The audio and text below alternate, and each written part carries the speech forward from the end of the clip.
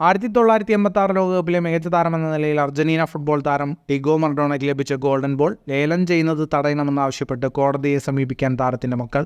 മറഡോണയ്ക്ക് കിട്ടിയ പുരസ്കാരം June 6 ലേലത്തിന് വയ്ക്കുമെന്ന് French കമ്പനിയായ അഗ്യൂട്ടസ് കഴിഞ്ഞ ആഴ്ച പ്രഖ്യാപിച്ചിരുന്നു.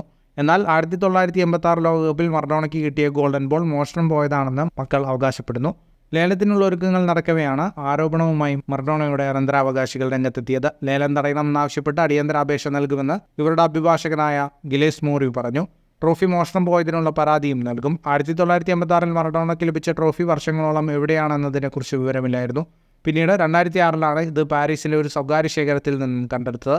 ചൂതാട്ടത്തിൽ വൻതുക നഷ്ടപ്പെട്ട മറഡോണ ഇത് വീട്ടുന്നതിനായി ട്രോഫി വിറ്റതാണെന്നാണ് ലേല നടത്തിപ്പുകാരായ അഗ്യൂട്സ് പറഞ്ഞിരുന്നത്. എന്നാൽ ഇറ്റാലിയൻ നഗരമായ നേപ്പിൾസിലെ ഒരു ബാങ്ക് ലോക്കറിൽ സൂക്ഷിച്ചിരുന്ന ട്രോഫി അവിടെ നിന്ന് മോഷണം പോയതാണെന്നാണ് താരത്തിന്റെ മക്കളുടെ വാദം. ഫുട്ബോൾ ലോകത്തെ കൂടുതൽ വാർത്തകൾക്കും വിശേഷങ്ങൾക്കുമായി സ്പോർട്സ് കഫേ ഇപ്പോൾ തന്നെ സബ്സ്ക്രൈബ് ചെയ്യുക.